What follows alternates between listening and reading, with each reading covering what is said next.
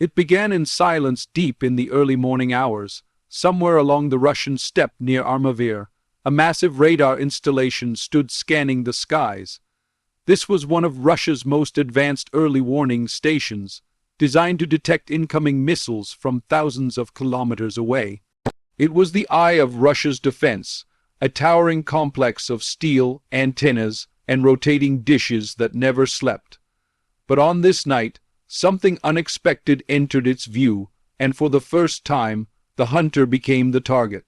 At 2:47 a.m., the first alarm sounded inside the radar facility.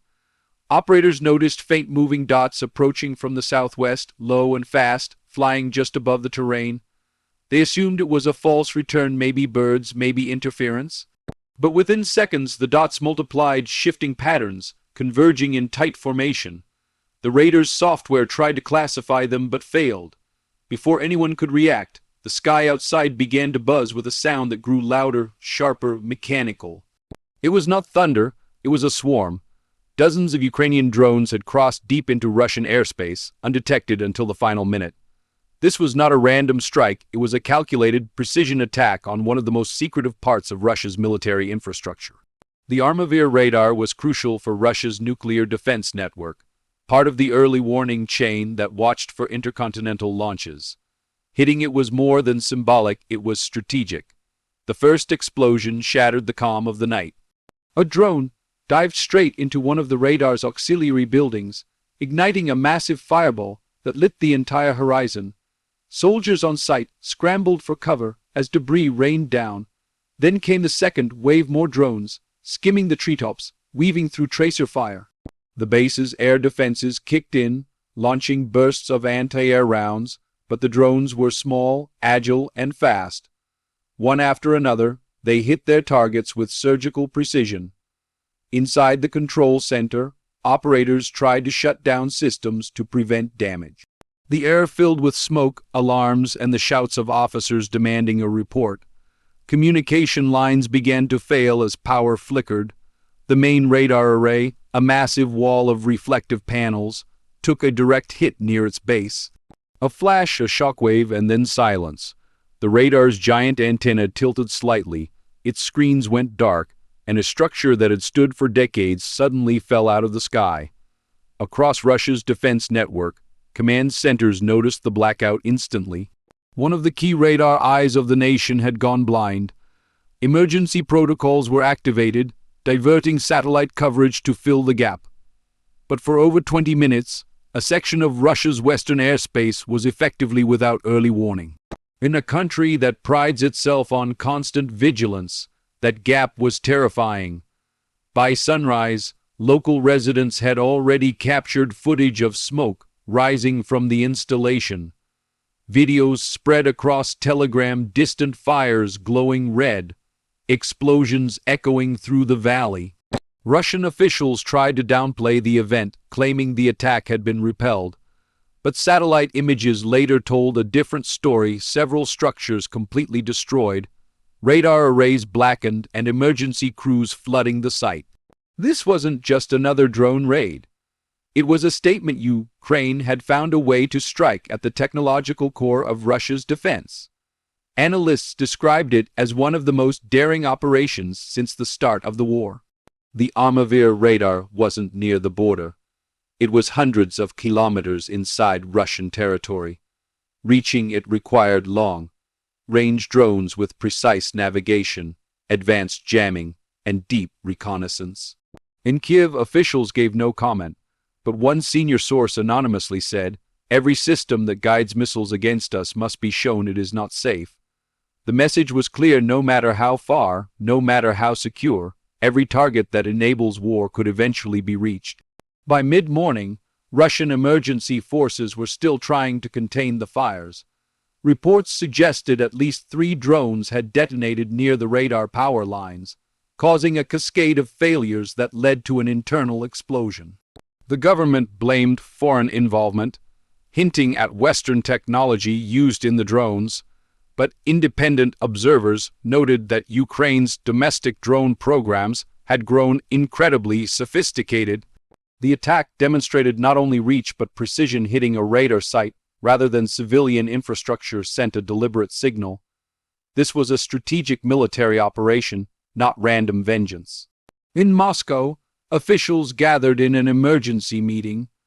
The Defense Ministry released a short statement claiming all systems were fully operational. But digital analysts quickly spotted gaps in radar data broadcasts, confirming that the network had lost partial functionality. Within hours, Russian media began spreading conspiracy theories, some claiming sabotage, others blaming internal errors. The truth, however, was undeniable. The site had been hit, and it had been hit hard. Meanwhile, global intelligence agencies watched closely. Western analysts said the strike exposed a vulnerability in Russia's layered air defense system. If drones could travel that far undetected, what else could? The event shifted military thinking from defending territory to defending infrastructure. As one analyst put it, it's not about front lines anymore. It's about blind spots. Later that evening, more footage emerged showing the aftermath. Burnt-out vehicles, collapsed structures, and the massive radar dish scarred and silent. Locals said the ground shook during the blasts, windows shattered miles away. For days, smoke continued to rise from the site. International reactions followed. NATO representatives neither confirmed nor denied involvement, but quietly praised the strategic innovation of Ukraine's drone tactics. The United States avoided comment, though military experts admitted privately that the operation was one of the boldest of the conflict. Russian commentators, furious, called it a provocation, demanding massive retaliation. Some urged for strikes deep inside Ukrainian command centers, others for cyber responses. But behind closed doors, the shock was clear. If Ukraine could blind one radar, it could target others. As the night returned, the war entered a new psychological phase. For months, Russia had believed its homeland was beyond reach. That belief was now gone. Engineers at other radar bases worked through the night, upgrading defenses, repositioning anti-air systems, scanning for movement in the dark. Fear had replaced confidence. In Ukraine, the mood was quietly triumphant. The operation proved that ingenuity could rival brute strength.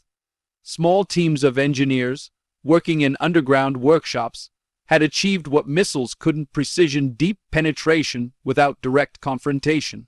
The drones, built from composite materials and powered by modified civilian engines, had slipped past one of the world's most sophisticated radar networks and struck the symbol of that very technology. By the following day, Russian state TV reported that a fire had broken out due to technical malfunction.